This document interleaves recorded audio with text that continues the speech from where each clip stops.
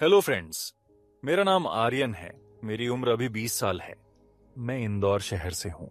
यह कहानी मेरे जीवन की पहली कहानी है। मेरा घर इंदौर में ही था, लेकिन मेरा घर कॉलेज से बहुत दूर था। इसीलिए मैं अलग रूम लेकर रहने लगा। मैं जिस फ्लैट में रहता था, उस फ्लैट की मालकिन के बेटे की अभी अभी शादी हुई थी। मुझे वहां रहते हुए कुछ ही दिन हुए थे। एक दिन मैं फ्लैट के सबसे ऊपर वाली छत पर रात को करीब 11 बजे गया। मुझे नींद नहीं आ रही थी, तो मैंने सोचा कि थोड़ा टहल लूं। मैं छत पर जैसे ही गया तो मैंने देखा कि सफेद लेगी और पीली कुर्ती में एक लड़की खड़ी है। मैंने पहले तो कुछ देर सोचा और फिर मैं उसके पास जाकर खड़ा हो गया। तभी मैंने देखा कि इसके गले में तो मंगलसूत्र है। तो इसका मतलब यह हुआ कि इसकी तो शादी हो गई है। लेकिन जितना मुझे पता था, उसके अनुसार फ्लैट में एक भी लड़की शादीशुदा नहीं थी। फिर मैं उन भाभी के पास गया और मैंने उनसे पूछा, क्या आप यहाँ रेंट पर रहती हैं? उन्होंने अचानक से मुड़कर देखा और मुझे देखती रही। मैं समझ गया कि भाभी भी और दूसरी लड़कियों की तरह मुझ पर मोहित हो गई हैं। मेरे साथ ऐसा पहली बार नहीं हुआ था, तो मैं समझ गया कि भाभी भी मुझे देखकर आकर्षित हो गई हैं। उस वक्त मैंने केवल बरमूडा पहना हुआ था और ऊपर सिर्फ एक बनियान पहनी थी, जिसमें से मेरे मसल्स साफ दिख रहे थे। भाभी भला की खूबसूरत थीं।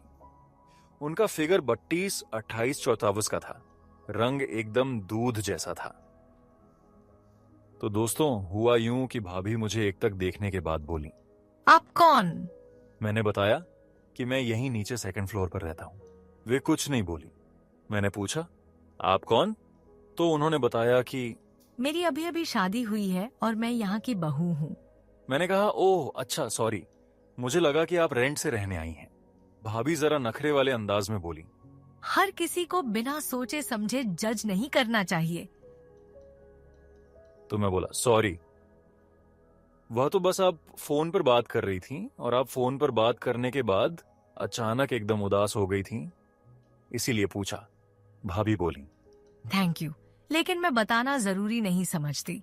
फिर मैंने इतराते हुए कहा, हाँ भाई, खूबसूरत लोग हमें क्यों कुछ बताएंगे, उनसे तो पूछने वाले हजारों हैं। अब भाभी ने शर्माते हुए हल्की सी स्माइल दी और बोली। अच्छा, क्या मैं खूबसूरत हूँ? मैंने कहा, हाँ और क्या, इस चांदनी रात में आप चांदी सी चमक रही हैं। तो भाभी बोली, काश उन्हें भी मेरी कद्र रहती। मैंने पूछा, किन्हें? भाभी कुछ न बताती हुई नीचे चली गईं। अगले दिन रविवार था। मैं देर से सोकर उठा और फ्रेश होकर नहा धोकर मैं अपने रूम से बाहर निकला तो भाभी की सास, जिन्हें हम सब प्यार से आंटी बोलते थे, वे सामने खड़ी थीं। सच में उनका स्वभाव बहुत अच्छा था। वे मुझसे छोटा मोटा काम करवा लिया करती थीं। वे मुझसे बोली। उठ गए बेटा? मैं बोला, हाँ आंटी। वे बोली, आज जिम नहीं गए? मैंने कहा, आंटी आज संडे है। उन्होंने कहा, अरे हाँ, आज जिम बंद होते हैं ना। मैं हाँ में सर हिलाया। फिर उन्होंने मुझसे कहा, बेटा मेरा एक काम कर दोगे? मैं बोला, हाँ आंटी बोलिए। वे बोली, राज के पापा कुछ काम से बाहर गए हुए हैं और राज तो काम के कारण अधिकतर बाहर ही रहता है। राज उनके बेटे का नाम था, जो भाभी का पति था। मैंने कहा, आंटी मैं भी तो आपके बेटे जैसा हूं। उन्होंने मुस्कुराते हुए कहा, मेरी तबीयत थोड़ी खराब है, मैं थोड़ा आराम करूंगी। तुम अंजलि को शॉपिंग करवाने ले जाओगे? उसे कुछ जरूरी चीजें लेनी है। मैंने खुश होते हुए कहा, हाँ ठीक है आंटी, आप बता देना कि कब जाना है। उन्होंने कहा, 12 बजे ले जाना। अंजलि उन्हीं भाभी का नाम है जिनकी अभी अभी शादी हुई थी। मैंने 12 बजे बाइक निकाली और अंजलि भाभी को देखा तो देखता ही रह गया। उनकी उम्र 24 साल थी, लेकिन वे जब जीन्स और हाफ ब्लैक टॉप पहनकर आईं तो 19 साल की एक कच्ची कुंवारी लड़की लग रही थी। उन्होंने मुझसे कहा, तुम तो वही हो ना जो रात को मिले थे? मैंने कहा, जी। अच्छा, तो मम्मी जी तुम्हारी ही इतनी तारीफ कर रही थी। ठीक है, मुझे मॉल में ले चलो, कुछ शॉपिंग करनी है। मैंने गाड़ी चालू की और हम दोनों मॉल पहुंच गए। फिर भाभी ने बहुत सारी शॉपिंग की और मुझे बैग थमा दिए। मैंने कहा, अब चलें? रुको, कुछ सामान लेना रह गया है। फिर भाभी मुझे लेकर लेडीज अंडरगारमेंट्स की शॉप में ले गई। वहां से उन्होंने कुछ ब्रा और पैंटी ली। इसके बाद हम दोनों निकल आए। अब उन्होंने मुझसे अपने बारे में बताया और मेरे बारे में भी पूछा। हम दोनों ने बहुत सी बातें की, हंसी मजाक भी किया। मैंने कहा, आपको कोई भी प्रॉब्लम हो तो बस आप मुझे कॉल कर देना। उन्होंने मुझे अपने 2 नंबर दिए। फिर हम घर आ गए। इसके बाद 4 दिन बीत गए, लेकिन भाभी कहीं दिखी ही नहीं और मैं भी अपने कॉलेज के एग्जाम के कारण फ्री नहीं था। कुछ टाइम बाद मुझे व्हाट्सएप पे मैसेज आया। मैंने भेजने वाले की डीपी देखी तो समझ आ गया कि अंजलि भाभी हैं। उन्होंने मुझसे इधर उधर की बातें की और बोली, मैं मायके हूँ, कल ससुराल आऊंगी। मैंने कहा, तभी तो ये घर सूना सूना सा लग रहा था। मेरी बात पर वे हंस दी और बोली, कॉल पर बात करें? मैंने कहा, हाँ जरूर। उनका फोन आया और हम दोनों ने रात को काफी देर तक कॉल पर बात की। बात करने के दौरान ही उन्होंने बताया कि उन्होंने अभी तक वह वाला मजा नहीं किया। उनके पति का छोटा होने के साथ साथ सही से खड़ा भी नहीं हो पाता है।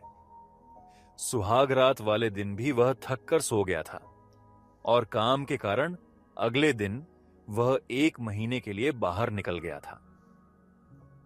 मैंने भाभी से बोला, आप टेंशन मत लो, मैं हूं ना। तो वे बोली, तुम खुद लड़कियों से इतना दूर भागते हो, कुछ कर पाओगे क्या? मैंने कहा, आप कल आ जाओ यहां, फिर आपको पता लग जाएगा। मैं आपको थका कर रख दूंगा। वे हंसकर बोली, और ऐसा न हुआ तो?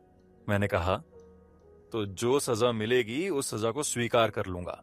ऐसे ही खुली खुली बातें होने के बाद हमारी बातें खत्म हुईं और भाभी अगले दिन अपने ससुराल वाले घर आ गईं। मैंने उनको देखा और आंख मार दी। जवाब में उन्होंने हल्की सी मुस्कान दे दी। ऐसे ही दिन बीत गया और हम दोनों रात होने का इंतजार कर रहे थे। भाभी के सास ससुर ग्राउंड फ्लोर पर रहते थे, भाभी 3rd फ्लोर पर और मैं 2nd पर। 12 बजे रात को भाभी का कॉल आया और वे बोली, मैं आ रही हूँ, देखती हूँ कि कितना दम है तुम में। मैं बोला, चैलेंज एक्सेप्टेड। भाभी ने ब्लैक टॉप और नीचे शॉर्ट पहना था। वे आईं और मुझसे चिपक कर मेरे गले से लग गई। भाभी बोली, आर्यन, मुझे अपनी बाहों में ऐसे ही संभालो, मैं तुम्हारी हूँ। हमारी गर्म सांसें चलने लगीं। हम दोनों कुंवारे थे। मैंने भाभी के होंठों और गर्दन पर किस करना शुरू कर दिया। फिर उन्हें उठा लिया और उन्होंने अपने दोनों पैर मेरी कमर से बांध लिए। किस करते हुए मैं उनको उठाकर अपने कमरे में ले गया। फिर हमने करीब 2 घंटे तक वह सब कुछ किया जो एक न्यूली मैरिड कपल करते हैं। भाभी ने मुझे आई लव यू कहा और बोली, थैंक यू। वे मुझे किस करती हुई बोली, मुझे तुम्हारे साथ और मजे करने हैं। मैंने कहा, मतलब मैं पास हो गया ना। भाभी हंसकर मेरे सीने से चिपक गई और बोली, तुमने ही मुझे वह आनंद दिया जो मुझे मेरे हस्बैंड न दे सके। कैसे तुम्हें विजेता न मानूं? मैं हंस दिया। उस दिन से भाभी की रातें रंगीन होने लगी थीं। तो दोस्तों, आपको ये कहानी कैसी लगी हमें कमेंट करके जरूर बताएं। ऐसी ही और दिलचस्प कहानियों के लिए हमारे चैनल को सब्सक्राइब करना ना भूलें और बेल आइकॉन जरूर दबाएं ताकि आपको नई कहानियों की नोटिफिकेशन मिलती रहे। मिलते हैं एक नई कहानी के साथ, तब तक के लिए अपना ख्याल रखें।